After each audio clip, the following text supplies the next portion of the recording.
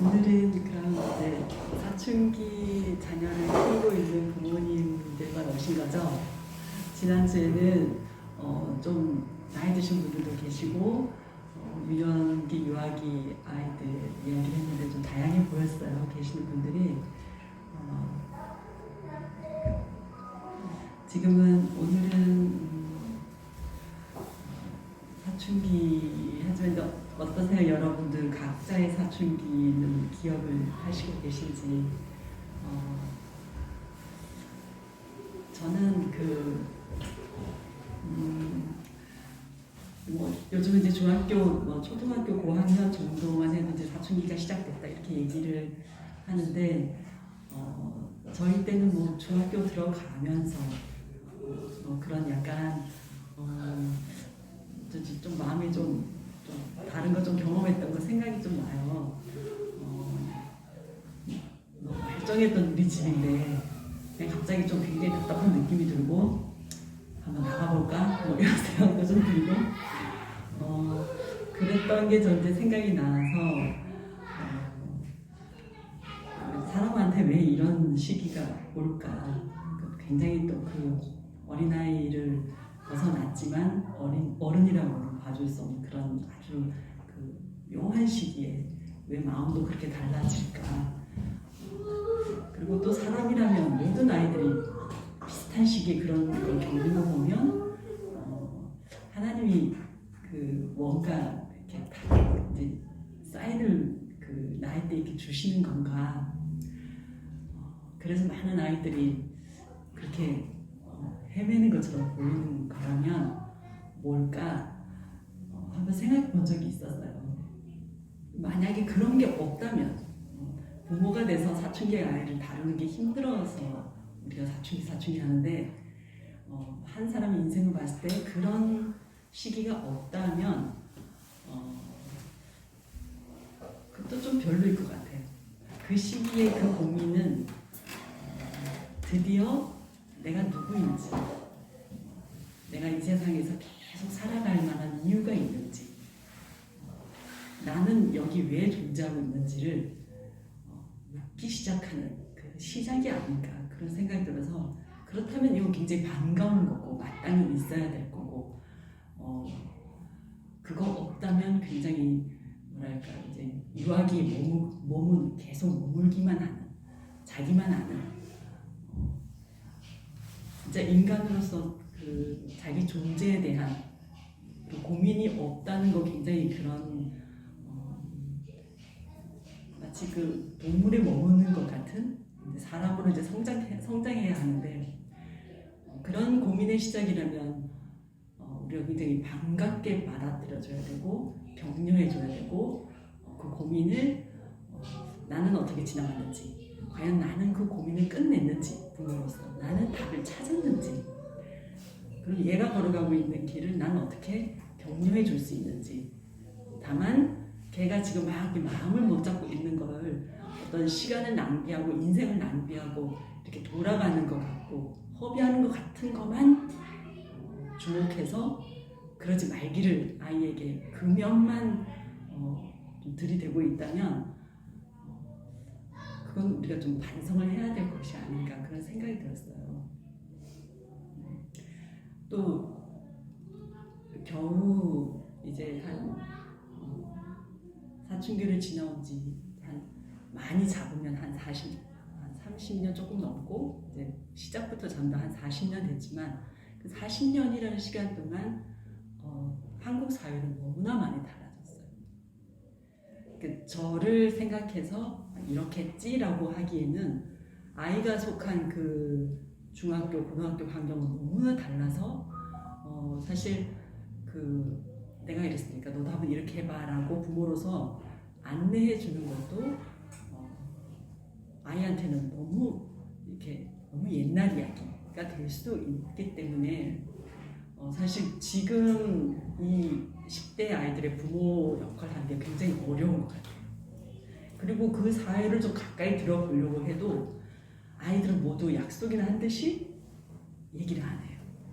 진짜 어떤 일들이 벌어지고 있는지, 진짜 어떤 일을 당했는지, 그래서 마음속에 어떤 게 너무 고민인지 아이들 얘기 안 하는 것 같아요. 물론 저의 경험 외에 다른 경험들을 제가 가까이 겪지는 못했지만 그냥 저는 저의 이야기를 할 뿐이니까 제 딸들을 봐도 저희 아이들을 봐도 본능적으로 아이들은 부모를 걱정시키지 않으려고 하는 것도 있고 그리고 또 다른 한편으로는 너무 부모가 말하는 것과 부모의 세계와 자기가 겪고 있는 세계가 갭이 너무 커서 사실 본인도 감당이 안 되는 어떤 그런 부분들이 있기도 해서 또 얘기를 하려면 처음부터 끝까지 너무 이 엄마는 이 얘기를 받아들일 수 있을까라는 이런 생각도 하는지 얘기를 안 하는 것 같아요. 겨우 하는 얘기가 학교 가기 싫어요. 재미없어요.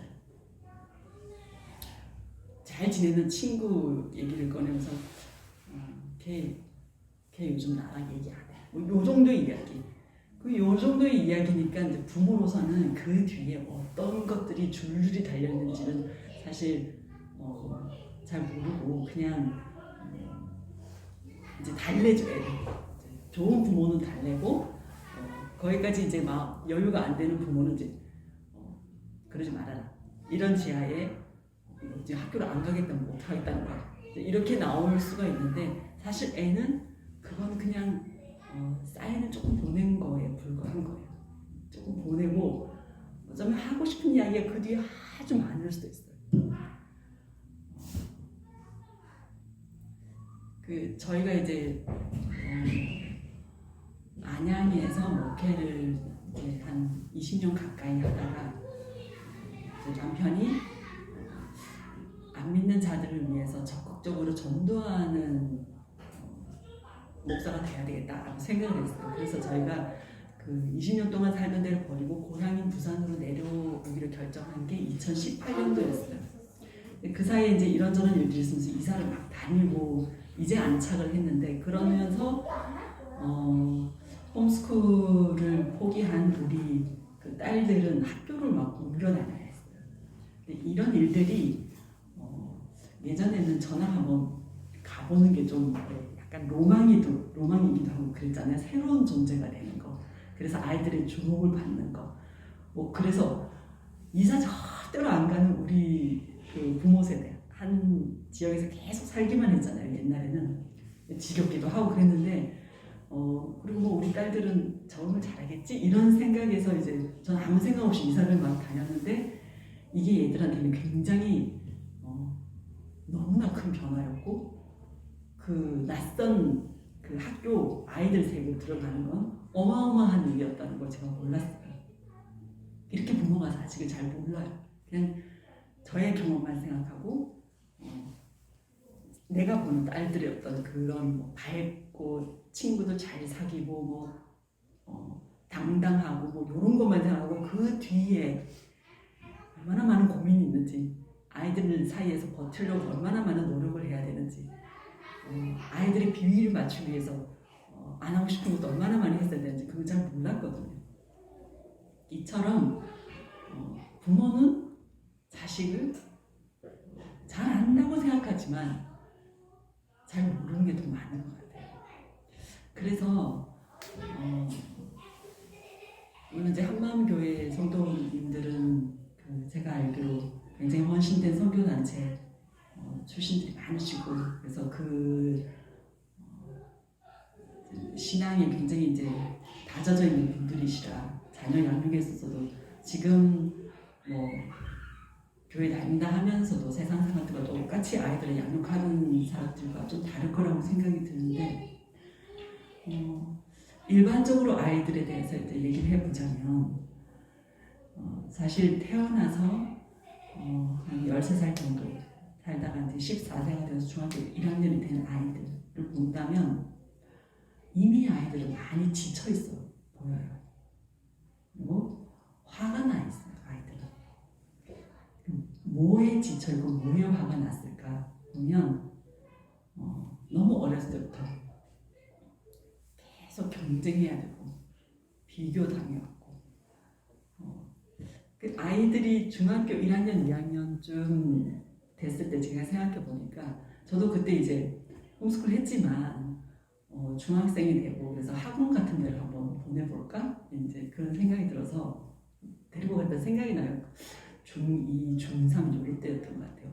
그러면 제가 그때 들었던 말들이 뭐였냐면 저는 물론 다른 엄마들처럼 그 시간표를 다르게 짰으니까요. 초등학교 들어가고 공부를 쫙 하는 그런 시간표는 아니었지만 학습지 선생님들도 학원 선생님도 한결같이 하는 말이 늦었다. 늦었다라는 말을 그렇게 서슴없이 하더라고요. 그래서 제가 너무 어이가 없었어요. 이게 지금 14살, 15살 뭐가 늦었다는 건지 늦었다는 거예요. 근데 이제 애 넷을 키우니까 제가 이 말을 얼마나 자주 들었겠어요. 뭐 여기 데려가 저기 데려가도 뭐 한번 배워보려고 하면 내 시간표에 의하면 전혀 늦은 게 아닌데 다 늦었다고요. 늦어도 한참 늦었다. 뭐 하셨냐? 어머니 뭐 좋게 말해서 용기가 대단하시다. 근데 얘 이렇게 해서는 안 된다. 이런 얘기를 아이가 듣고 있는데도 서슴없이. 저희 아이는 얼굴이 이제 새파래지죠. 늦었다니까.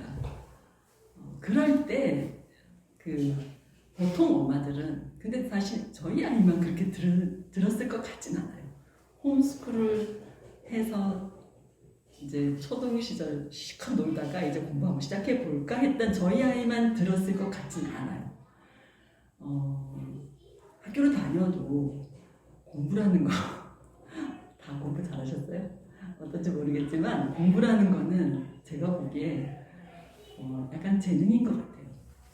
재능 있는 사람이 있어요. 공부에 재능 있는 사람. 마치 운동에 재능 있고 뭐 여러 가지 그림, 뭐 음악 다 재능이 다 가까이인 것처럼 공부도 재능인데 어떻게 다 똑같이 밀어넣고 다 똑같이 배웠다고 똑같이 어떤 그걸 달성해내지 못하잖아요.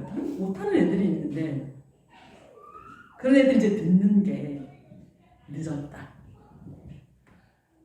그때 엄마나 이제 아이들이 가장 많이 탁 쳐다보는 게 이제 엄마 눈이죠. 이거 어떻게 받아들이는지. 근데 이제 엄마의 눈에 이제 스치는 절망, 낭패, 그리고 돌변하는 엄마.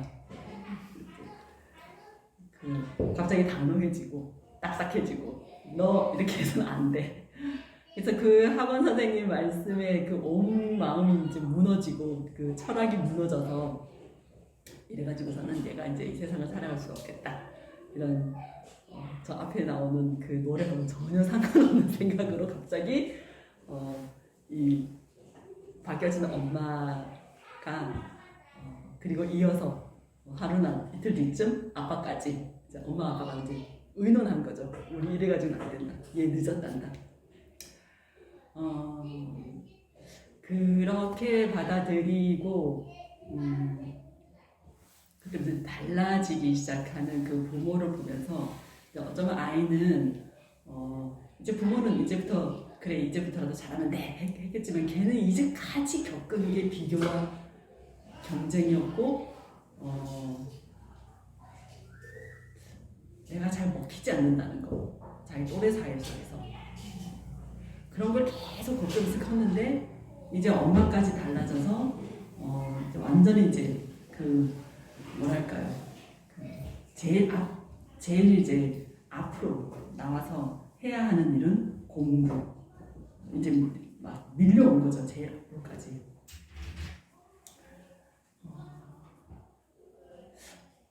그 중학생들 다 똑같은 옷 입고 다니는 거 아시죠? 머리 모양도 똑같이 하고 여자아이들은 화장도 똑같이 하고 신발도 뭐 유행하면서 다 똑같이 신고 왜 그럴까요? 절대로 다르려고 하지 않아요. 튀려고 하지 않아요. 튀는 애를 그 또래 사회가 가만히 두지 않는 것 같아요. 그럼 다 똑같이 옷 입고 똑같은 머리 모양하고 똑같은 뭐 가방 똑같이 한 애들은 아마 생각도 대부분 비슷할 거예요. 하고 있는 그 모습은 자기 생각을 반영하는 건데 그러면 좀 더 다른 생각, 좀 더 이렇게 열린 생각 할 수 없을 거예요. 할 수 없기 때문에 그렇게 똑같이 다 선택하는 거예요. 그리고 나는 절대로 튀어서는 안 돼. 여기서 그냥 다 다 누군가를 미워하면 같이 미워하고, 다 누군가에게 마치 이제 뭐 복종하는 것 같은 나도 그렇게 복종하고, 이런 것들이 은연중에 아이들 사이 속에서 그 깊이 이렇게 살아야 된다고 들어와 있는 거죠. 여기에서 우리는 완전히 다른 철학을 아이들에게 가르치고 있는 거예요. 세상을 거슬러라, 세상의 모습 따라가지 말아라, 이런 얘기를 하는데, 이런 얘기를 어렸을 때부터 쭉 해온 엄마가 변함없이 한다면 오히려 아이들은 그 엄마 아빠의 그 변함없음에 기댈 거예요. 겉으로는 이렇게 밀어내는 것처럼 보일지라도 그 변함없는 흔들리지 않는 모습에 아이들은 한 가닥 잡을 줄이 될 거예요. 근데 부모들이 그렇지 못하죠. 그래서 사실 여기 계시는 분들이 제가 교회마다 공동체마다 분위기가 굉장히 다르고, 그래서 제가 사실 잘 모르겠어요. 근데 일반적으로 얘기를 해본다면 잘 해오던 엄마 아빠들이 아이들이 중고등부라는 거기 들어가는 그 시절에 철학을 바꿔요. 그래서 신앙은 한동안 조금 뒤로 미루어도 되고, 넌 지금 해야 될 게 이거야. 이걸 해야 돼. 공부를 해야 돼. 이렇게 약간 그 부모가 바뀌는, 그 부모에게는 여러 가지 이유가 있죠. 여러 가지 이유가 있어요. 근데 아이는 굉장히 날카롭게, 아주 정확하게 엄마가 뭘 중요하게 얘기하고 있는지 그거 아이들한테 포장 못해요, 여러분. 이제까지 이렇게 얘기해 왔지만 사실은 엄마 아빠가 중요한 건 이거구나. 여기에다가 만약에 교회에서 일어나고 있는 여러 가지 일들에 대한 어떤 어른들끼리의 뭐 불평들, 뒷담화들, 뭐 이끌고 있는 리더십에 대한 그런 것들까지 탁 더해지는 순간 아이들은 이 교회라는 모임에 대한 신뢰를 내려놓는 것 같아요. 제가 이건 굉장히 많이 봤어요. 눈으로 목격했어요. 한 교회에서 20년 있으면서 담임 목회 15년 하면서 이런 경우를 굉장히 많이 봤어요. 옛날에는 중고등부 아이들은 그냥 어른들의 세계가 조금 떨어져 있었기 때문에 요즘 굉장히 부모와 밀착되어 있는 4인 가구, 3인 가구 정도밖에 안 돼서 굉장히 밀착되어 있어서 어른들이 뭘 얘기하고 있는지 아이들이 다 듣고 있어요. 그래서 교회 공동체에 대한 무한한 신뢰를 갖고 있던 아이들이 부모의 말이 자꾸 달라지는 거 경험하는 그 나이, 중학교, 고등학교, 애써 대학교까지 다 보내서 교회 정말 교회 봉사하는 모든 교회 부모들이 로망이 되는 그런 아이들까지 거기까지 키워놓고도 교회 공동체에 관한 부모의 어떤 그렇다고 부모가 교회를 떠날 것도 아니면서 그 한두 마디 교회에 대한 불평들 이렇게 막 얘기하면서 아이들의 그 잘 자란 꽃대가 딱 꺾이는 것 같은 그 아이들 보면 알거든요. 그 표정 보면 알아요. 그 제가 담임 목사 사모님 때문에 절 보는 얼굴을 봐도 제가 알아요. 그럼 이 꺾어진 꽃대는 언제 어떻게 다시 원래 꺾지 않았을 때로 돌아갈 것인가? 굉장히 힘들죠. 하나님이 하시는 일이죠. 그래서 저는 사실 중고등부 요때 사춘기 때 부모들에게 가장 먼저 하고 싶은 말은 방해하지 말아요. 뭘 하려고 하지 말고 방해만 안 해도 이 아이가 그때는 오게 되어 있어요. 자신에 대해서 고민하는데 오게 되어 있고 이 고민도 편안하게 못할 정도로 너무나 해결된 이 사회 속에서 옛날보다 더 해결된 것 같아요. 옛날 저희가 살던 때보다 저희가 그 중고등학교 다닐 때보다 요즘은 더 해결화된 여기서 생각도 자유롭지 못하는 이때 아이는 고민을 하기 시작하는데 무조건 공부해라 라고 밀어붙이는 거 이게 정말 아닌 것 같은데 거기다 더해서 교회에 관한 신뢰를 이제 하나하나씩 깎는 수련회 가려고 이렇게 나온다든가 교회에서 하는 뭔가가 너무 아이가 하는 거를 이렇게 뺏어가는 것처럼 그래서 이제 엄마는 짜증이 나기 시작하죠. 왜 교회는 이렇게 하나 이렇게 이제 입에서 쉽게 나오는데 근데 그게 아이의 그 이제까지 쌓아놓은 그 교회라는 거에 대한 하나님에 관한 신뢰를 꺾는 게 얼마나 큰 방해인지 방해예요. 그건 정말 하지 말아야 되는 거예요.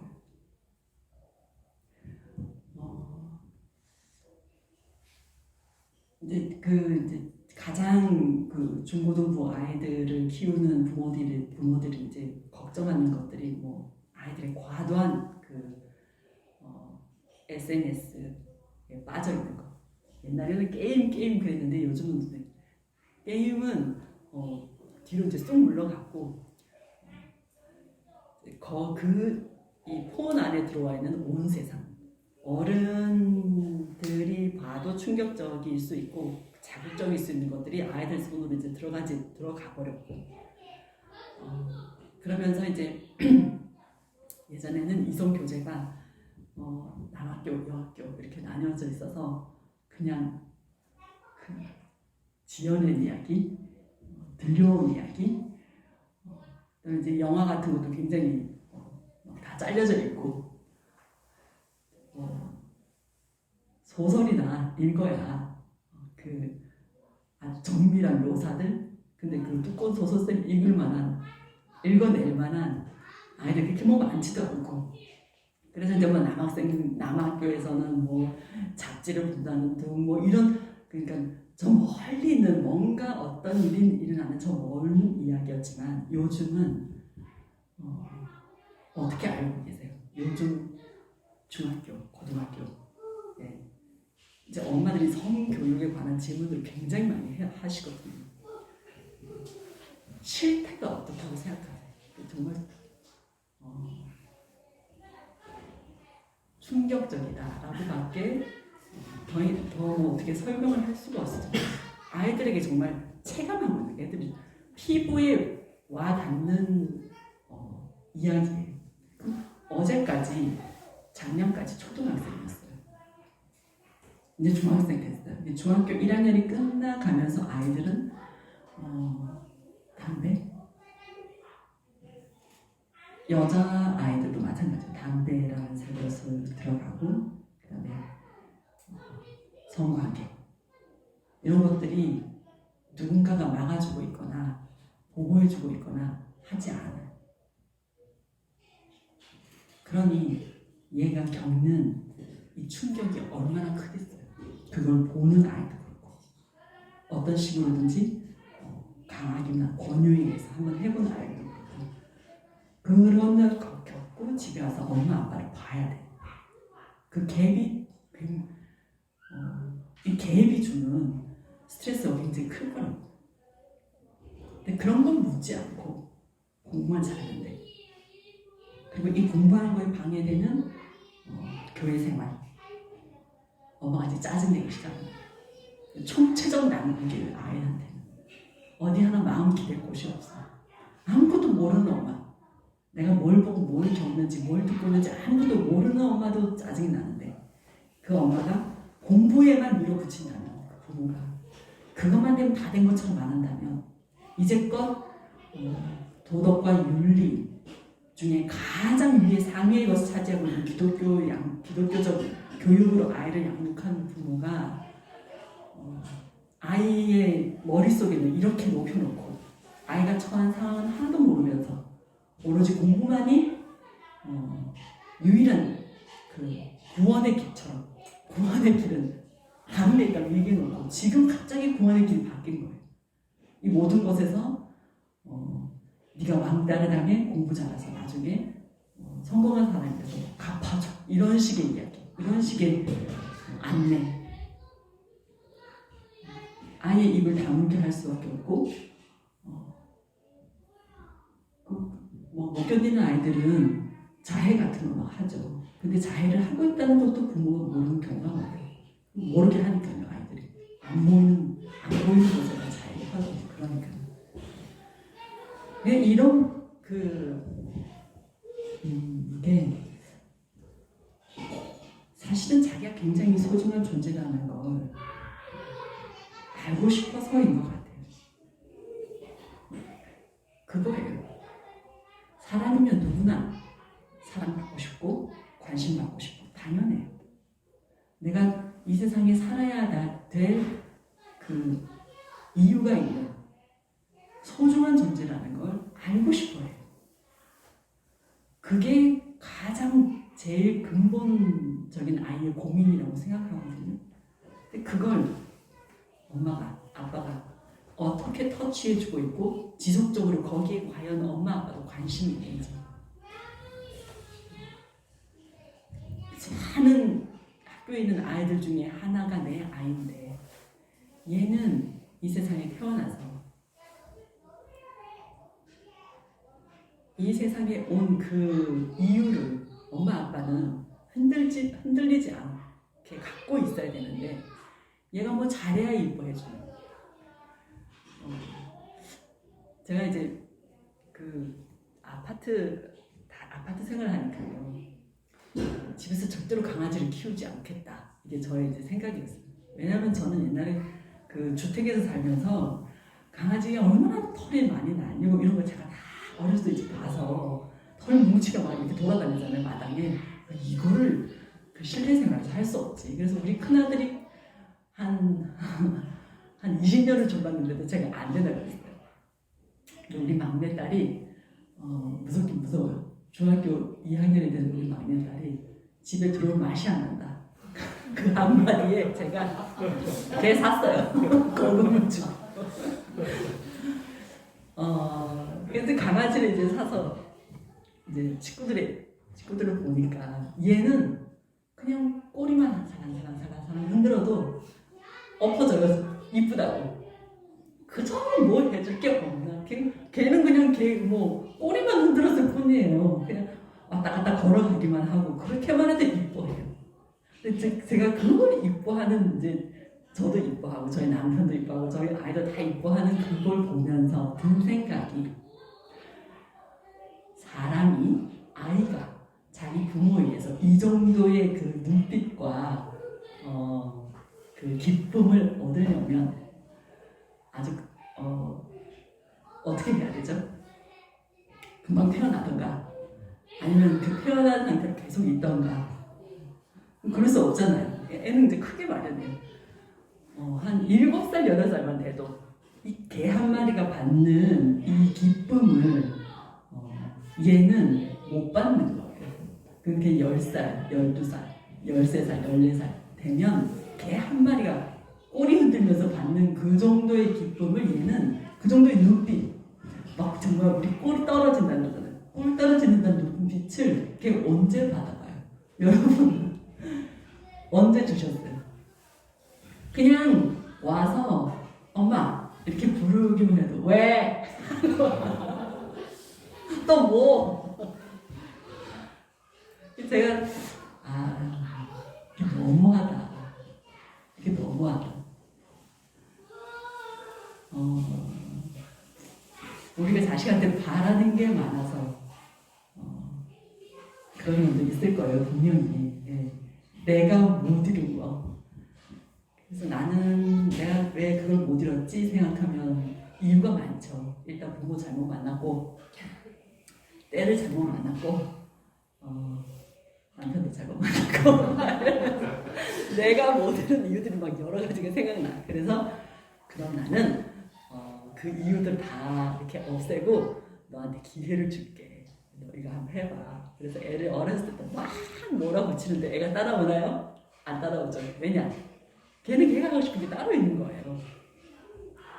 엄마가 하고 싶은 거 말고 엄마가 시키고 싶은 거 말고 자기가 하고 싶은 거 따로 있는데 그 안 맞는 그런 거부터 이제 시작해서 아이하고 걔가 이제 뭐 흔히 말하는 이제 중고등부 학생 되기까지 엄마하고 아이 사이에 쌓인 것도 많아요.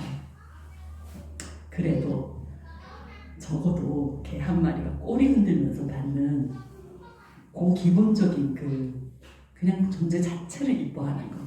그 우리 아이들 누구에게서 받겠어요?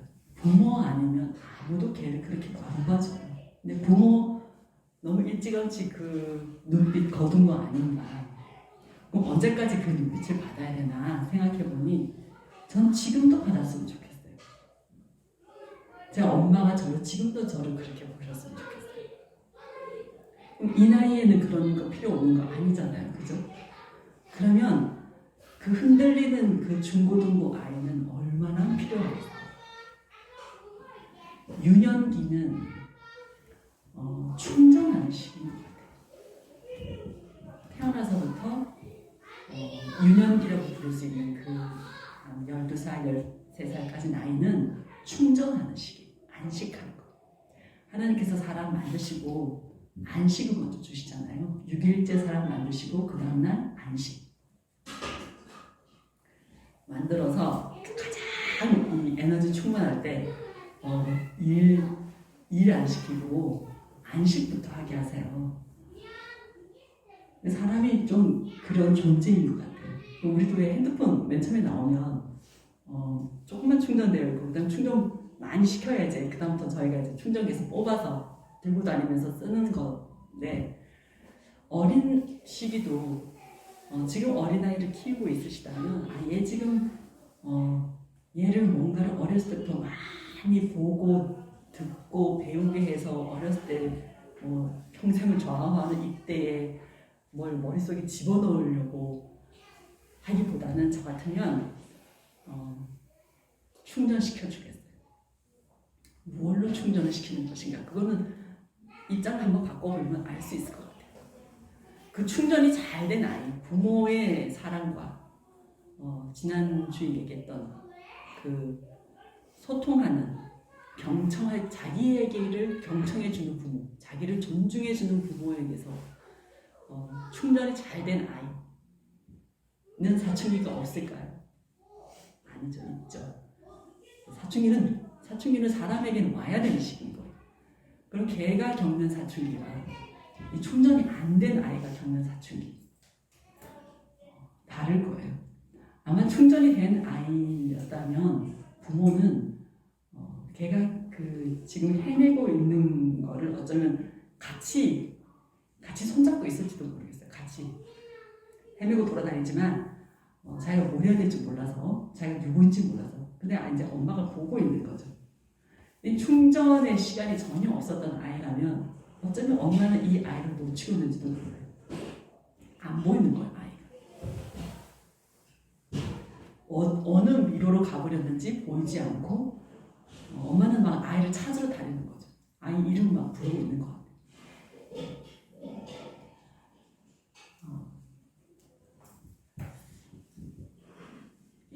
잊지 말아야 할 게 늦었다라고 말하는 세상의 소리에 속지 마세요. 늦긴요. 여러분이 15살이라고 생각해보세요. 늦었어요? 한 10년만 좀 젊어왔으면 좋겠어요. 제가 올해 51살인데 10년만 젊었으면 좋겠는데 내가 15살이 된다면 누가 나한테 내가 나이를 늦었다고 하겠어요? 그 나이는 늦은 나이가 절대로 아니죠. 20살, 30살에도 뭔가를 시작할 수 있는데 13, 14, 15 이 아이들이 늦었다라고 할 때 제가 이제 늦었다라는 소리를 시컷 듣고 아이 손을 잡고 이제 학원을 나오면서 얘기했어요. 진성아, 안 늦었어. 늦긴 뭐가 늦어. 하면 돼 이제부터. 저 선생님은 저렇게 말하는 거야. 그래야 애들이 이제 내가 늦었나? 그래서 공부 좀 그럼 해야 되겠다. 이런 마음 들으라고 얘기하는 거야. 그런 거 너무 신경 쓰지 마. 이렇게 얘기해 줬어요. 지금 생각해도 잘했던 것 같아요. 그때 저까지 놀래서 어머 늦었대. 어떻게 이랬으면 아이가 얼마나 놀랬을까요? 진짜 늦었나 보다. 세상이 하는 이야기는 너무 실감나요. 왜냐면 모두가 그렇게 가고 있으니까. 어차피 걸어가야 되는 거니까. 근데 우리가 따라야 될 법은 따로 있어요. 하나님은 한 아이에게 집중하세요. 모두를 사랑하시는 하나님이시고 모두에게 섭리하신 하나님이시지만 또 한 아이에게 집중하신다. 그 한 아이를 찾기 위해서 나머지를 놔두고 길을 떠나시는 그런 목자 같은 분이세요. 여러분들은 어쩌면 여러분들의 아이 맡겨주신 1명, 2명, 3명, 4명 이 아이에게 이 아이가 갖고 있는 게 뭘까? 그걸 사실 아이 스스로가 찾아가기도 하겠지만 부모가 있다면 그걸 찾는 거죠. 얘는 뭘 잘할까? 얘는 뭘 좋아하는 걸까? 얘는 뭐 하고 싶을까? 끊임없이 물어봐 주면서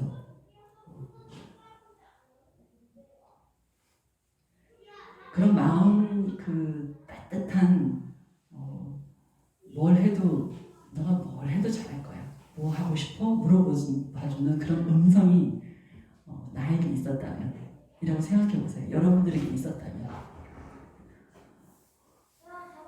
글을 짧게 쓰고 났는데 엄마가 벽에 붙여줘요. 학교에서 상을 받는 것도 좋지만 엄마가 벽에 붙여주고 어렸을 때 그림 하나 그렸을 뿐인데 엄마가 보고 또 보고 그런 경험이 있었다면 그런 거 다 아이들에게 저력으로 다 그게 바로 충전하는 거예요. 나중에 그거 하나씩 꺼내 쓰게 되겠죠. 그래서 이 사춘기를 보내고 있는 거에 뭐랄까 아이들이 이제까지 보던 내 아이가 아니다 이렇게 무너지지 마시고 얘한테 찾아온 굉장히 바람직한 시기, 자기 자신 찾아가는 시기. 그럼 나는 그때 어땠나 생각하면서 얘가 얘로서 살아가야 되는 그 인생에 지금 이 시기를 부모가 함께 하고 싶은 이야기가 뭔지 계속 들어주고 그런 소통이 끊어지지 않도록 어쩌면 좀 예전 같지 않을 수 있지만 지나가거든요. 그런 관계 속에서 그런 사춘기를 좀 보낸다면 그리고 이제까지 해왔던 그 하나님 나라에 관한 그런 소망들을 갑자기 밀어내지 마시고 방해하지 마시고 끌어갈 수 있다면 말은 이렇게 하지만 사실 여러분들이 쉽지는 않을 거예요. 곧 내가 지금 공부를 1시간 한다면 공부를 한 2시간 한다면 이걸 할 수 있는데 그걸 적고 교회에서 부르는 교회 모임에 간다. 가면 그럴만 하나요? 뭘지도 모르다가 이렇게 애가 좀 흐트러지는 거죠. 그게 흐트러지는 걸로 보면서 이제 그걸 막고 싶고 이걸 참아야 되고 인생을 길게 보고 이때 이 경험들 결국에 하나님께서 이 아이답게 이끌어 주실 거고 이게 내가 손해 보는 게 아니라는 거. 이런 생각을 할 수 있는 부모 아래에 있으면 이 사춘기가 이 아무리 험한 세상 학교에서 아무리 어마어마한 일이 있어도 여러분들 아이를 잃어버리지 않으실 거예요. 근데 이제 중학교, 고등학교 좀 나눠서 한 말씀만 더 드린다면 모든 아이들을 가까이서 지켜보는 선생님들이 얘기를 좀 대부분 그렇게 하시는데 중학교가 너무너무 예민하고 너무너무 진짜 좀 센 거예요. 고등학교만 가도 아이들은 왠지 좀 이렇게 정리가 되어 있는 거. 왜 정리가 되냐면 중학교에서 이미 결판이 나는 것 같아요. 인생이 그만큼 무서워요. 그래서 여러분들이 중학교 다니는 아이를 키우고 있다면 정말로 깊은 관심을 갖고 말 한마디 학교 가기 싫다 그 말을 그냥 저처럼 흘려듣지 말고 왜 그렇게 다가가려면 그 전에 굉장한 관계가 있어야 되고 없었다 하더라도 네 이야기를 듣고 싶다. 애한테 마음속에 다가가는 이야기를 하셔서 그 정말 그 아슬아슬한 외줄타기를 하는 것 같은 그 14살, 15살, 16살 이 시기를 정말 그 부모가 뒤에서 같이 있다는 걸 아이가 알 수 있고요. 그 다음에 사실 여러분 그 학교를 벗어나는 거에 대한 두려움이 굉장히 많으신데 그럴 거 없어요. 학교 생활 힘들어하는 아이들 있잖아요. 힘들어도 그냥 보통 힘든 게 아니라 굉장히 힘들어하는 아이들한테는 학교 나와. 학교 가지 말고 잠깐 쉬자. 그래서 우리나라 같이 교육 시스템이 잘 된 나라도 없어요. 학교 안 나오는 애들의 학교 밖 청소년이라는 개념이 있어요. 이 아이들이 하나 복지가 있어요. 애들을 공부시켜주고 여러 가지 체험을 할 수 있는 것도 있어요. 이것도 귀찮아. 학교에서 뒤어서 아주 이런 것도 싫어. 그래? 그럼 집에서 놀자. 놀고 마음의 힘을 길러서 검정고시 치면 돼요. 그럼 다시 고등학교 입학할 수 있어요. 고등학교 입학도 무섭다. 관도 고등학교 갈 때까지 놀자. 그래서 걔 뭐가 돼요? 걱정하지 마세요. 할 거 너무 많아요. 중요한 건 내가 여기 굉장히 힘든데 부모가 절대로 퇴로를 열어주지 않는 거. 너 여기서 버텨야 돼. 안 돼. 여기서 못 버티면 너 절대로 이 사세에서 살아남을 수 없어. 이런 진짜 이 세상에서나 통하는 그런 이야기를 하지 마시고 힘들어? 너 정말 힘들면 학교 얼마든지 나와도 돼. 괜찮아. 그리고 너가 선택할 수 있는 길은 굉장히 많아.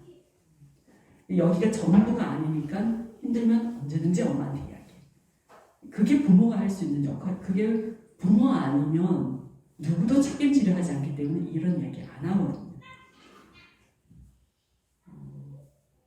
사실 입장을 한번 바꿔놓기만 해도 그 청소년기 아이들 끌고 가는 게 그렇게 난제는 아닐 거라고 생각이 들어요. 우리는 인생을 40년, 50년 살아봤잖아요. 살아보고 나니까 옛날에 그렇게 획일적으로 갔던 것들이 아무것도 아니었다. 안 그래도 됐을걸. 나 오히려 좀 다른 경험을 해봤으면 좋았을까 이런 생각이 들잖아요. 그래놓고 그런 경험이 있으면서도 지금 내 아이가 또 똑같이 획일적으로 하라는 거는 먼저 경험이 있는 인생의 선배로서 좀 너무한 이야기인 것 같아요. 사실 어쩌면 이 아이들은 3살, 4살 때부터 집을 떠나서 어린이집, 유치원 다니면서 겨우 배운 게 얌전히 앉아있는 거, 시킨 대로 하는 거, 그거 배우면서 컸어요. 그래서 시킨 대로 잘할수록 어른이 좋아하고 상 주는 거. 그 세상에 태어나서 가만히 있는 것부터 배우고 남이 시키는 거 잘하는 거 배우고 그게 뭐예요? 전 정말 다시 세상에 태어난다면 정말 그렇게 살고 싶지 않거든요. 그렇지 않으세요? 내가 하고 싶은 대로 좀 내가 잘하는 거 찾아가면서 그렇게 하고 싶지 남들이랑 똑같은 데 들어가서 그 중에서 제일 잘해내는 사람이 되고 싶지 않다. 대학교 시절만 생각해도 나 대학교 때 뭐하러 그랬을까? 책이나 실컷 읽을 거 이런 생각이 들거든요. 그래서 여러분들이 아이들 그 예민한 중고등학교 다니는 그 아이들을 키울 때 생각을 정말 부모는 오히려 그 어렸을 때는 좀 넓게 예수님 믿는 사람들은 사실 세상에 어떤 법에 우리가 묶여있지 않으니까 엄마들이 훨씬 생각이 넓거든요. 근데 이게 오히려 갈수록 줄어드는 거예요. 좁아드는 거예요. 그러지 마시고 그 넓혔던 생각 계속 더 넓게 그래야 아이들이 숨 쉬어요. 어차피 그 아이 인생을 끌고 가는 하나님 인생 하나님 만나 주실 거예요. 그걸 믿고 그렇게만 한다면 그때부터는 정말 걔 인생다운 인생을 살 거니까 너무 걱정하지 마시고 방해하지 마시기 바랍니다. 아이가 실망이다. 우리 엄마 아빠 예전에 나한테 가르치던 건 이거였는데 이제 와서 이렇게 하라고 하네. 그 교회도 똑같네? 이런 실망만 아이들에게 안 줘도 아이들 하나 붙들 수 있는 그 끈이 되어주셔서 그 미로, 청소년기, 대한민국에서 보내는 이 녹록치 않은 이 청소년기를 그 끈 붙잡고 잘 나올 수 있도록 도와주시면 글쎄요, 이게 세상이 더 악해질수록 더 어두워질수록 정말 그 작은 빛이 더 좀 빛을 발하는 것 같아요. 그래서 여러분들의 아이들이 제가 꼽나요? 아니.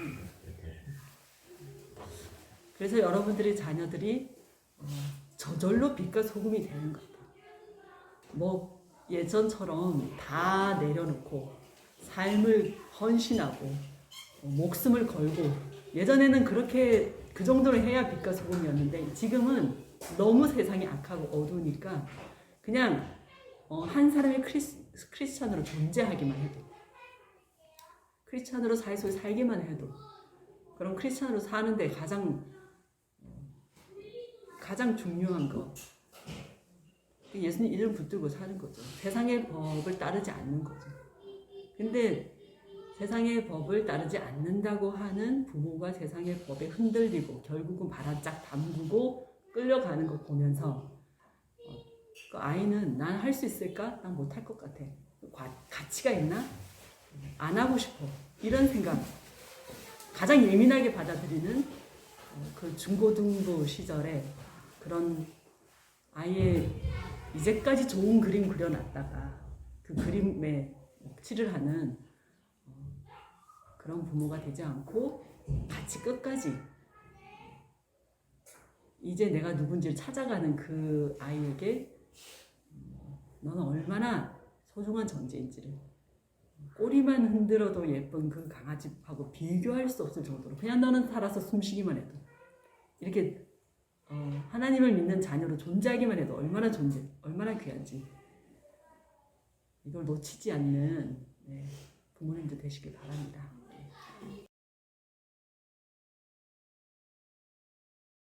질문 받을게요. 제가 했던 이야기랑 상관없어도 되니까 편하게 질문하시고 그런 시간 됐으면 좋겠습니다.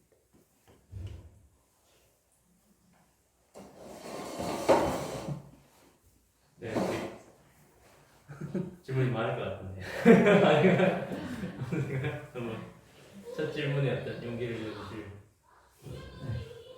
그 아들이랑 딸이랑 조금 그러니까 별도로 더 집중해야 될 부분이 있는지 아들은 어느 쪽으로 딸은 어느 쪽으로 청소년 시기. 네 청소년. 네네 청소년. 네. 사실 저는 아들 둘, 딸 둘인데 아들 둘은 청소년 시기를 홈스쿨을 했어요. 얘네는 홈스쿨을 했고 딸들은 그 또래 사회로 들어가고 싶어하는 마음이 아들들보다 훨씬 컸어요.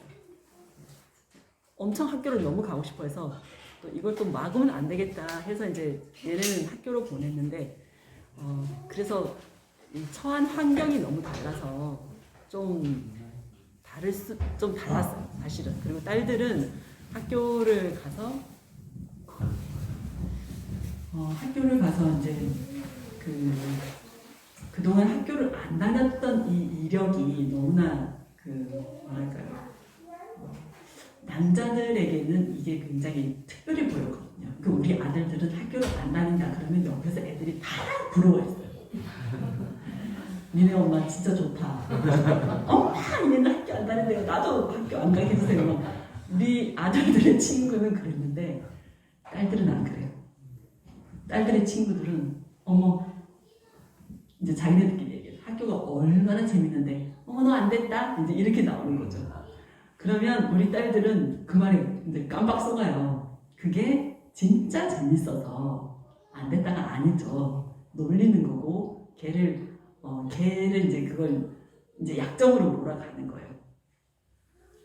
그래서 사실은 이제 아들들은 그런 분위기였기 때문에 그 시기를 그렇게 예민하게 지내진 않았는데 어떤 분이 있었냐면 저희가 크리스찬 가정이었고 이 큰아이 예를 들자면 이제 큰아이가 고3 때 핸드폰을 줬어요. 근데 그때 벌써 다른 아이들 다 핸드폰 다 가지고 있었을 때거든요. 요만한 뭐 폴더폰이라도 다 가지고 있었던 때에 안 줬어요. 얘가 그게 힘들었던 거예요. 그 단적인 예로. 그러니까 나머지도 그래요. 뭐 옷 입는 거, 검소하게 입히고, 뭐 메이커 있는 거, 뭐 옷 사고 싶다고 그래 하고 이제 이마트 데리고 가고, 뭐 검소한 거, 그다음에 나이에 이제 맞지 않는다 하고 이제 이런 그런 법들이 저희 교회 다니는 사람들이 세상 사람들보다 훨씬 더 좀 세잖아요. 그러다 보니 얘네가 그 또래 그 약간 아이의 성향도 있겠지만 자기가 너무 빈티나는 거예요. 근데 그걸 굉장히 힘들겠다는 건 잘 몰랐어요. 그런 면들. 근데 빈부의 차에 대한 이 체감이 옛날 아이들보다 요즘 아이들 너무 있는 집 아이들은 다 명품들 들고 다니고 손지갑이라도 옷, 뭐 신발이라도 그러니까 아이들이 옛날에는 잘 사는 집일수록 잘 사는 집 뭐 다 그런 건 아니었지만 감추죠. 부를 감추고 똑같이 하게 하려고 하는데 요즘은 그렇지가 않으니까요. 그래서 아이들이 좀 교회 다니는 예수 믿는 사람들이 가진 걸 나누고 있는 것에 만족하게 하는 이 생각들로 아이들을 키우고 굉장히 좋은데 아이들은 그게 힘들었어요. 네. 힘들다 보니 이게 이제 엄청 센 애들이 그게 그냥 에이 난 없네 이렇게 가는 애들이 있고 이 욕구가 엄청 센 애들이 있어요. 그런 애들은 어떻게 하면 내가 저걸 가질까? 어떻게 하면 가지겠어요? 부모 지갑에 손도 대고 너무 갖고 싶으니까요. 그러면 이제 그렇게 되면 이제 부모 이제 뒤로 넘어가죠. 왜냐면 교회 다니는 엄마니까. 그래서 너무 그 사춘기 아이의 그 또래에 너무 처지게 했던 거 좀 후회돼요. 그러지 말걸. 제일 싼 핸드폰이라도 쥐어줄 걸 주면서 뭘 해야 하는지를 가르쳐 줄 걸. 다 들고 있는데 10이면 9이 들고 있는데 안 들고 있는데 아이 하나. 다 나이키 신고 있는데 엉뚱한 저거 뭐야? 신고 있는 애가 내 아이 하나. 이걸 우리는 겪어낼 수 있어요. 우리의 생각 속에서, 우리의 선택 속에서 괜찮아요. 근데 아직 소견이 어리고 뭐가 뭔지 모르는 아이가 오로지 겪어내는 건 모두가 하고 있는 걸 나만 안 하고 있다. 거기서 받는 또 다른 시선들. 이거는 좀 갭을 조금 줄여줄 걸. 좀 그런 후회가 있긴 해요. 딸들은 좀 양상이 달라서 학교에서 겪었던 일들이 굉장히 힘들어서 저희 딸들은 사실 그 홈스쿨 경험과 그 다음에 학교에 들어가서 힘들어서 큰아이는 다니다 학교를 나왔어요. 작은 아이도 학교를 다니다가 대안학교로 옮겼어요. 그만큼 이 또래 사회는 배척도 심하고 다른 거에 대한 그 수용성이 굉장히 떨어지고 그래서 어떤 분들은 제가 좀 더 버티게 해야 되는 게 아니냐 이렇게 얘기했는데 제 생각도 달랐어요. 너무 힘든데 끝까지 버티게 해서 얻는 것보다 잃는 게 더 많겠다는 생각이 들어서 저는 이제 딸들을 큰아이는 그래서 한번 뺐다가 고등학교 입학을 하겠다 그래서 넣었더니 지금은 잘 다니고 둘째 아이는 중학교 걔도 이제 1학년 다니다가 2학년 한 중간쯤에 대안학교로 옮겼어요. 그래서 대안학교도 종류가 굉장히 다양한 거 아시죠? 대안학교지만 일반 공립학교 못지않게 공부를 시키는 것부터 시작해서 쭉 있는데 그 중에서 저희 딸이랑 가장 맞는 데를 골랐는데 그러려면 이제 얘가 어떤 애인지 알아야 돼요. 예. 얘는 어떤 애였냐면 동물 그러니까 사람보다는 동물이랑 교감이 쉬운 종류의 사람도 있어요. 이해하세요? 그래서 동물, 식물 이런 거에 굉장히 이제 열려있는 걸 좋아하는 애여서 이제 그런 환경 속에서 그런 걸 경험할 수 있는 학교로 옮겨졌어요. 그래서 굉장히 잘 지내요. 근데 얘는 그럼 끝까지 이렇게 가느냐? 아니죠. 언제 다시 턴해도 돼요. 다시 공부를 한번 해보겠다 할 수도 있고. 얘가 지금 저희 큰 딸은 뮤지컬을 한번 전공해보겠다 그래서 예고로 가 있는데 들어갈 때 너 이제 여기 갔으니까 여기 성공해야 돼. 그런 거 없어요. 고등학교 한번 다녀보고 대학교 들어갈 즈음에 한번 다시 생각해보자. 과연 이 길을 끝까지 갈 건지. 그리고 대학 가서도 대학 한번 4년 경험해보면서 이게 정말 나한테 맞는지 한번 경험해보자. 이렇게 아이를 데려가고 있어요. 한 번 시작했으니까 발을 들여놨으니까 여기서 너는 획을 그어야 된다던가 뭐 끝장을 봐야 된다던가 인생에 그런 건 없으니까 그렇게 그 시기를 문제점들은 그런 게 있었어요. 네. 질문 두 가지가 더 있는데 한 개는 성교육은 어떻게 말씀하는 거랑 두 번째는 원래 부모가 그동안 계속 또 왜 뭐 또 이렇게 하다가 갑자기 질문하고 친한 척 한다든가 사랑하는 이건 실천을 어떻게 해야 하는 건지 네, 시작을 어떻게 해야 하는지 뒤에 질문에 먼저 답을 드린다면 사과하는 거죠. 미안해. 이제까지 내가 나의 갑자기 친한 척하는 이유가 사실 내 안에 부모로서의 나의 진정한 돌이킴이 시작이 돼야 되잖아요. 그게 아니면 친한 척 오래 못해요. 처음으로 돌아가요. 원래 내 성격대로.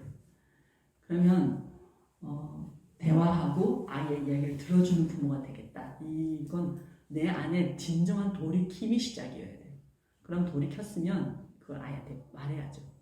내가 이런 환경에서 자라서 내가 이렇게 하는 게 나는 부모로서 최선이라고 생각했어. 그런데 지금 와서 보니까 후회가 되게 많다. 이제는 바꾸려고 한다. 이제까지 이렇게 했던 거 미안해. 나 이제부터는 이렇게 하고 싶고 너의 이야기를 듣고 싶고 나 좀 그렇게 하고 싶어. 그걸 밝혀야죠. 밝히지 않고 나가면 애들은 백발백 왜 이래요? 왜 그러세요? 어디 아프세요? 이렇게 나오니까 밝히세요. 성교육은 사실 따로 한 시간을 마련해야 될 정도로 굉장히 난해해요. 옛날하고 달라서. 그렇지만 가장 원칙을 말한다면 성은 하나님이 부부에게 주신 거라는 거, 결혼 안에 있는 거라는 거를 얘들이 받아들이지 않든 받아들이든 상관없이 그건 가르쳐야 돼요. 근데 아이들이 접하는 성은 모두 결혼 밖에 있는 성이에요. 결혼 안에 있는 성은 누구의 관심도 끌지 않아요. 누가 결혼 안에 있는 성에 관심이 있어요? 그렇잖아요. 관심 있는 건 결혼 밖에 성이에요. 왜 이게 관심이 있느냐? 죄이기 때문이죠. 그럼 사람은 왜 죄에 이렇게 관심이 있고 끌리느냐? 죄인이어서 그래요. 그래서 성을 가르치시면서 사람에 대해서 가르칠 수가 있어요. 사람은 하나님이 정하신 거에 절대로 끌리지 않아요. 사람은 죄에 끌리게 되어 있어요. 끊임없이 죄에 끌려요. 죄가 좋고 죄가 달콤하고 그게 그렇게 좋은 거예요. 그래서 성도 결혼 밖의 성에 그렇게 끌리는 거예요. 결혼 안의 성은 누가 결혼 안의 성에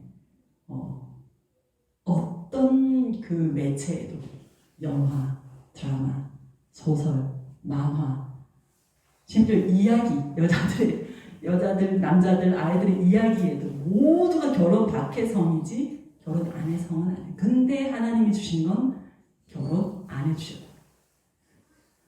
선물로 주신 거, 기쁨으로 주신 거. 여기에 대한 체계가 아이들의 머릿속에 없다면 얘네는 성을 완전히 오해하고, 근데 이걸 가르칠 사람이 부모 가장 좋은 선생님이죠. 아이들이 이걸 따르지 않든 따르든 그건 상관없이 아이들은 이 사실을 알고 있어야 돼요. 그리고 왜 모두가 이렇게 열광하고 있는지, 성 이야기에 왜 이렇게 경험하려고 하는지, 그게 모두가 죄인이라는 거 보여주나 단적인 예예요, 증거예요. 이걸 가르쳐 주셔야 돼요. 그래서 왜 여기 이걸 조심해야 하는지, 맛봐야 되는 거는 진짜 기쁨은 따로 있는데 순전히 완전히 이 군것질로 좋은 음식은 따로 있는데 나쁜 음식만 계속 먹는, 몸이 점점 나빠지는 그런 경우가 되는 거죠. 그래서 성교육의 어떤 그 대상이 점점 어려지면서 초등학교 어린 아이들의 엄마들도 오히려 요즘은 유치원 다니는 아이들의 엄마들도 이 질문 굉장히 많이 하세요. 어떻게 가르쳐 줘야 되냐. 그래서 대부분 이제 유치원 다니는 엄마들은 이제 그림책을 선택하죠. 그런 그림책에 나와 있는 거는 아기가 태어나는 어떤 그런 과정들, 어떤 건 그냥 이렇게 두리뭉실하게 한 건데 어떤 건 너무 신랄한 것도 있고, 근데 아기가 태어나는 과정하고 우리가 아이들 머릿속에 들어가야 될 이 성 개념하고는 별로 이렇게 상관이 없어요. 왜냐하면 애들은 재미로 쫓아가니까요. 그래서 여러분들이 지금 초등학교 고학년이라면 요 정도 얘기하셔도 돼요. 그 다음에 이제 중학교, 고등학교다. 그럼 이건 이제 책임으로 들어가야 돼요. 네가 만나는 여자아이들은 이제 아기를 임신할 수 있는 준비가 되어 있는 몸이다. 왜냐하면 왜 이런 얘기를 해야 되냐면 이게 아이들의 현실이에요. 제가 옛날에는 이런 얘기 할 필요가 없었어요. 그냥 제가 처음 말씀드린 성은 하나님께서 부부에게 주신 성, 요 얘기만 해도 약간 조금 커버가 되는데, 요즘은 이런 얘기만 하면 왜냐하면 그 아이들은 너무 신랄한데 부모들 너무 모르고 있어서 책임져야 되는 것까지 얘기를 해줘야 되는 거예요. 남자아이라면 너는 다른 아이들이 한다고 해서 어떤 책임도 지지 못할 거면서 그러면 안 돼. 생명이 이 땅에 올 수 있는 아주 중요한 일이에요. 여자아이라면 남자아이는 절대로 책임지지 않는다는 거. 오롯이 네 몫이라는 거. 다 여자아이들 몫이거든요. 그래서 이제 낙태 얘기까지 가는 거예요. 낙태 얘기까지 가면 우리 이거는 아직도 우리나라에서는 해서는 안 되는 거기 때문에 좋지 않은 경험, 굉장히 좋지 않은 경험을 해야 되고, 아니면 예수님 믿는 우리로서는 아기를 낳아야 돼. 그럼 평생 너는 이 아이에 대한 책임을 져야 돼. 네 나이에 15살, 16살 그때는 네가 그 책임져야 돼. 이게 20살이라 하더라도 20살 때 너가 해야 될 네가 살고 싶은 인생 아직도 준비가 덜 됐는데 넌 한 인생의 책임을 져야 돼. 이런 이야기를 할 수밖에 없어요. 하세요. 이게 무슨 이제 나쁘고른 이야기가 아니에요. 아이들은 전혀 나쁘고러워하지 않아요. 그리고 뭐가 뭔지도 모르고 재미로 좋아하지도 않는데 남들도 한다니까 너무 정말 유아적인 사고로 그렇게 하는 거예요. 그럼 거기에 대해서 우리가 우리 사실 세월은 30년 차이지만 체감은 한 8, 90년인 것 같아요. 우리가 받아온 그 교육과 우리가 경험한 것들과 요즘 애들을 보면 한 나와 한 세대 차이 나는 아이들이 아니라 정말 두 세대, 세 세대, 한 100년 뒤 대한민국에서 일어날 것만 같은 일을 지금 아이들은 겪고 있으니까요. 그래서 성의 그 원론적인 이야기들과 실천적인 이야기들을 같이 아이들에게 하셔서 엄마가 전혀 모르지 않고 있다는 거, 부모가 전혀 완전 딴 세상 사는 사람이 아니라는 것도 알게 해주셔야 되고, 원론적으로 하나님께서 주신 부부에게 주신, 결혼 안 해주신 선물인 이 기쁨에 대해 왜 사람들은 이렇게 하고 있는지, 죄의 문제, 그 다음에 이쪽으로 가면 책임과 결국에는 낙태의 이야기가 왜 나오는지 이런 이야기까지 할 수 있는, 그래서 사실은 아이와 함께 한 번에 끝난 이야기는 아니에요. 10번, 20번 계속해서 이런 이야기, 한 번은 이런 주제, 한 번은 이런 주제를 가지고 아주 이야기를 나눌 수 있는, 근데 내가 계속 이야기하는 게 10분 넘어가면 애들이 이야기 안 들어요. 걔들이 이야기를 들어야 돼요. 혹시 들은 거 있는지 애들 다 알아요. 어떻게 알고 있는지, 넌 어떻게 생각하고 있는지, 내 이야기 하나 해주고 이 여기에 대해서 어떻게 생각해? 걔의 이야기를 계속 들어야 대화가 이어지지. 데리고 앉아서 엄마가 30분, 40분 이야기하면 10분 넘어가면 애들 다 그냥 엄마 또 잔소리 하는구나 하니까 이 주제를 가지고 대화하시면서 아이들에게 마음이 다 가닿도록 그렇게 대화하시기 바랍니다. 예. 저도 뭐 학습적인 이제 아이들이 사춘기 되면 이제 공부를 뭐 많은 이야기를 해주셨는데 이걸 어떻게 하는 게 옳은 것인지, 보통은 이제 아이들이 스스로 공부하길 원하고 공부를 하길 원하는 아이들은 거의 없기 때문에 그래서 자기가 할 때까지 기다려줘야 되는가? 그러면은 아이들 보통 그 빈 시간을 자기 어떤 재미를 위해서 뭐 폰을 본다든지, 부모 입장에서는 저거는 아닌 것 같은데 거기서 이제 뭔가 어느 정도 어떤 학생으로서의 어떤 의무라든지 성실감을 가르치기 위해서라도 어느 정도는 이제 공부에 대해서 이야기는 해줘야 되는데, 그 이제 경계를 어디로 보시는 건지. 그리고 하나의 또 제가 질문이, 보통 그렇게 이제 자녀들이 학습적인 그런 푸시 없이 이렇게 어느 정도 키우신 선배님들이나 이제 위에 뭐 분들에게 이야기 보면 그래도 내가 그때는 그랬는데 조금 더 푸시할 걸 그런 얘기를 하시면 좀 헷갈리는 거죠. 이게 맞나 이렇게. 왜냐하면은 그분들은 또 거기서 유익도 있지만 조금 아쉬운 것도 있으니까, 아이가 커서 미리 왜 저에게 이렇게 뭐 선생님 학습을 왜 안 시켜줬어요 했으면은 지금 이제 나중에 뭐 중고등학교 때 따라가려고 하니까 너무 힘들다는 거죠. 조금 했으면 편했을 텐데 그런 뭐 예도 있었고 해서 학습, 아무튼 여기 좀 어려운 주제긴 한데 이제 학습이라고 하셔서 네. 다만 이제 공부에 국한되는 건 아닌 것 같아요. 네.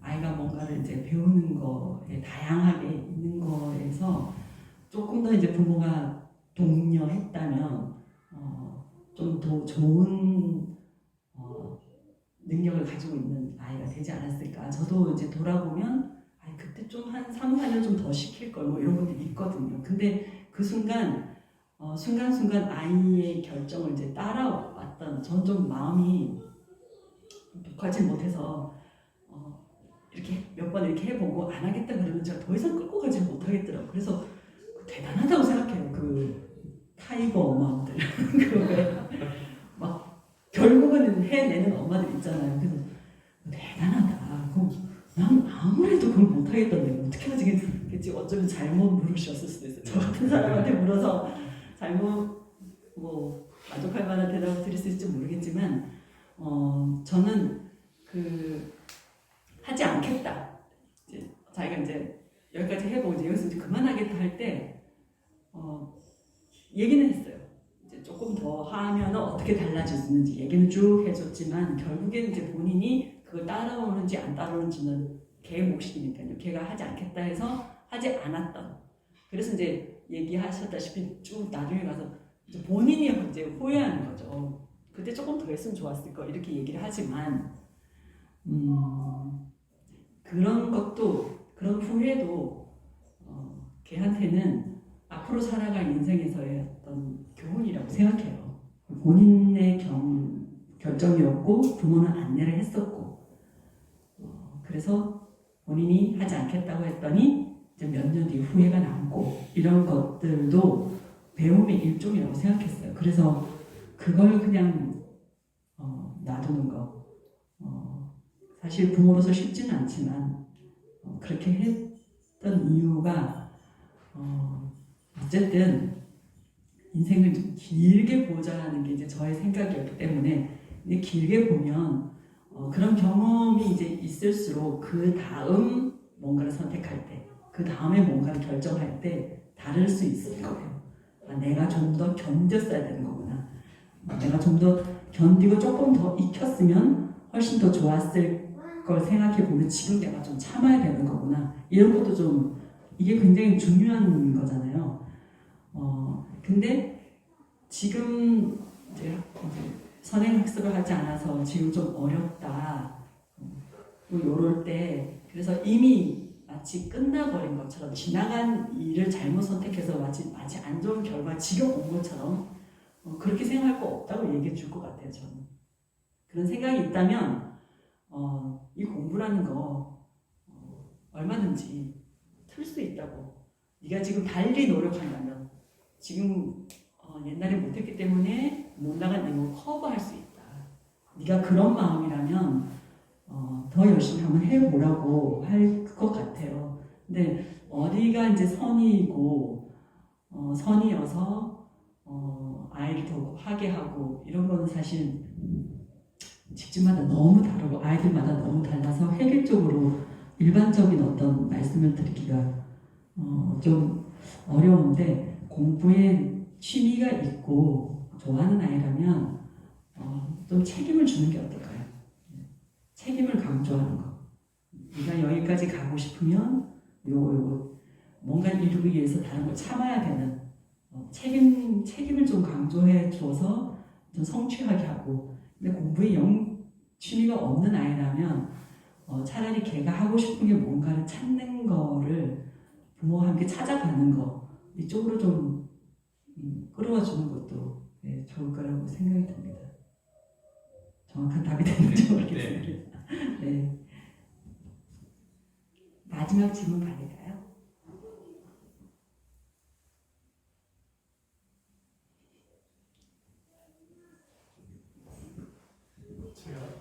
네. 보통 부모들이 하나님과의 관계에 친밀한 관계 가운데에서 자녀에게 나타나는 양상, 또 내가 하나님의 음성이나 말씀에 불순종하거나 친밀하지 않을 때 자녀로부터 나타나는 양상이 혹시 있었으면 계셨으면 조금 이야기를 좀 나눴으면 좋겠습니다. 저와 하나님과의 관계가 아이에게 반영이 되던가 그 말씀인가요? 그러니까 이제 인격적인 하나님과 우리 부모로서 네. 하나님 아버지와 자녀의 관계 가운데에서 나타나는 여러 가지 일들이 네. 내가 아버지가 되어서 자녀에게 이제 양육하고 사랑해가는 과정 가운데 혹시 나타나는 양상들이 느껴지고 경험되어졌던 것들을 네. 조금 나눠주시는 것 같습니다. 네. 처음 받는 질문인데요. 굉장히 좋은 질문 같아요. 사실 우리가 이제 하나님을 아버지라고 이렇게 부르잖아요. 그래서 그 아버지 상이 굉장히 안 좋은 사람들은 하나님을 아버지라고 부르고 굉장히 힘들어하더라고요. 일단 아버지 하면 본인 머릿속에 떠오르는 어떤 이미지들이 강압적이고 굉장히 독선적이고 어떤 때는 폭력적이고 너무 무관심하고 자기 마음대로고 이런 그림들이 있는 사람들은 하나님 아버지 있을 때 그 이미지가 이제 있는 거죠. 그만큼 하나님과의 나와의 관계와 나와 하나님께 내게 맡겨주신 이 자녀, 부모된 자녀 이 관계는 굉장히 밀접한 것 같아요.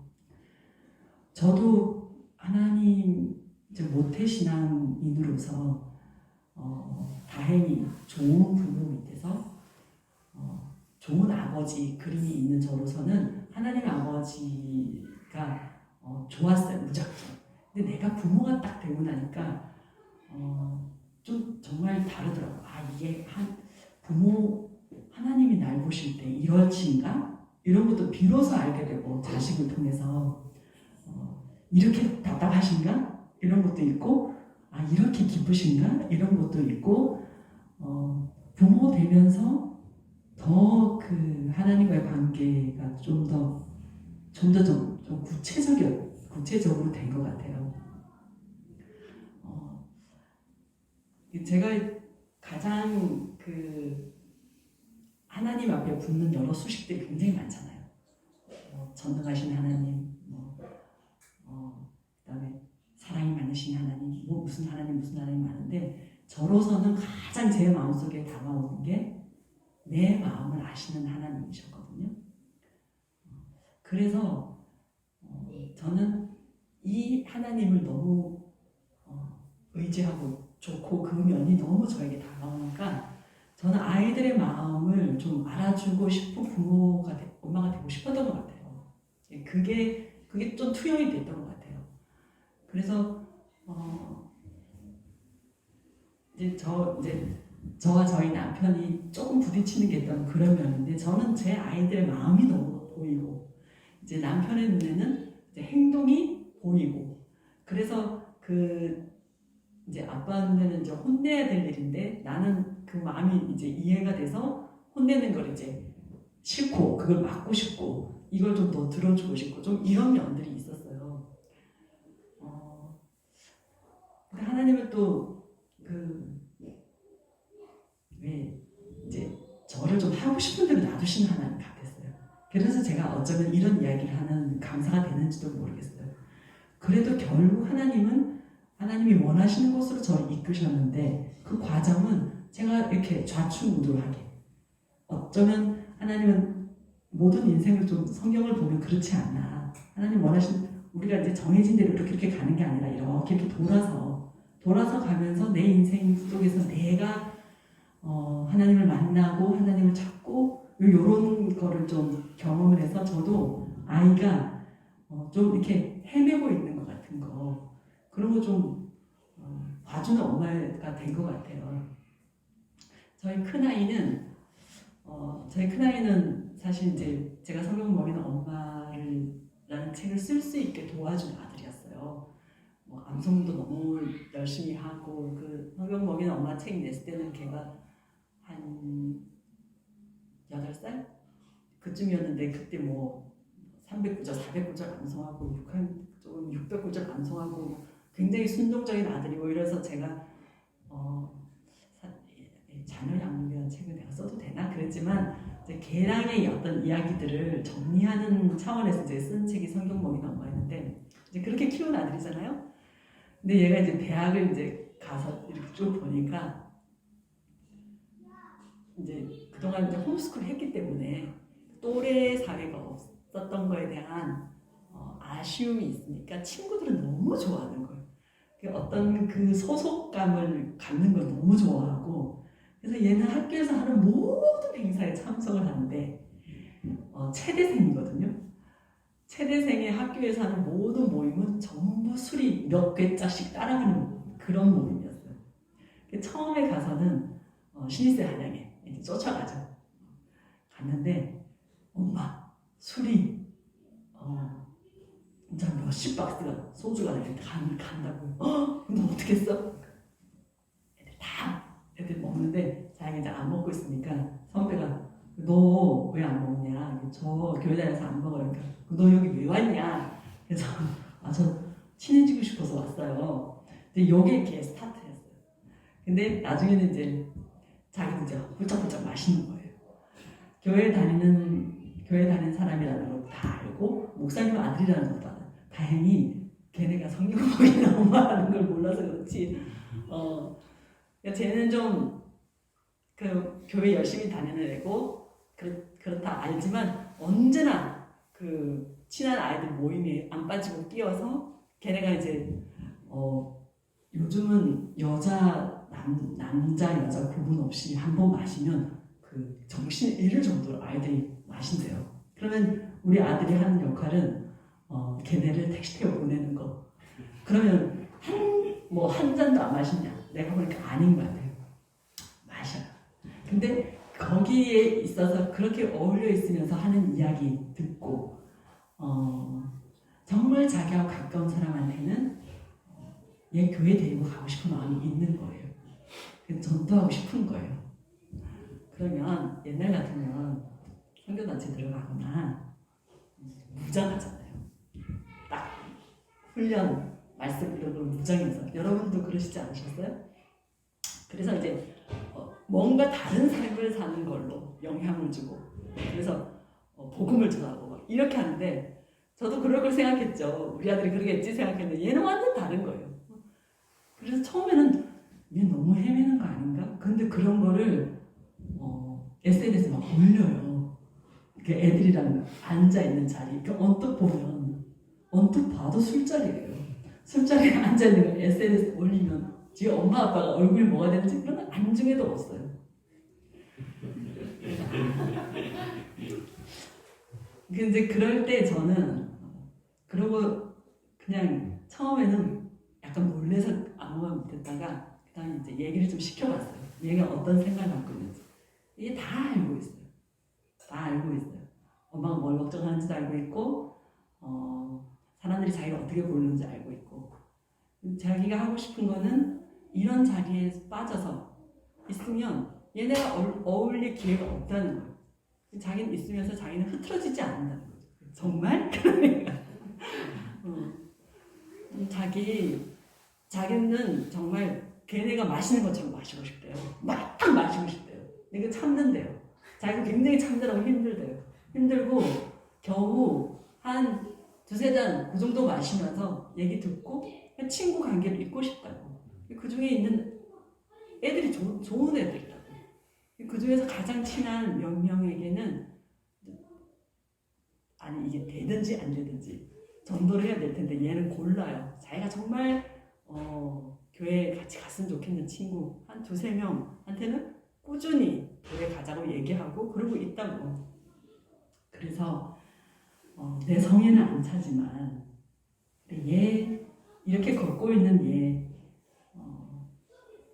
그래 너의 인생도 하나님께서 나중에는 그래 언젠가는 엄마 아빠처럼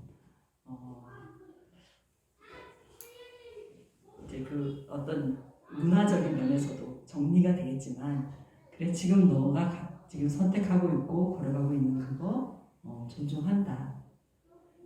진서가 네가 선은 지킨다고 하고 너는 괜찮다고 하지만 그리 쑥 빠져들기가 쉽다. 그래서 조심해라. 얘기는 하죠. 근데 얘가 이렇게 막 헤매고 돌아다니는 것 같은 거 그런 걸 저한테 감추지 않는 거 그것만도 감사하고 이렇게 헤매도 하나님이 이 인생을 이끌실 거라는 거에 대한 확신이 저한테는 흔들리지 않았어요. 그래서 그런 애를 보고 있어요. 큰 애가 흔들리면 다 흔들릴 것 같지만 밑으로 보니까 또 그렇지도 않은 애도 있고 아주 단단한 애도 있고 흔들리고 있는 애도 있고 단단한 애는 하나님이 잘 붙으시고 흔들리는 애는 하나님 버리신다. 그건 아닌 것 같거든요.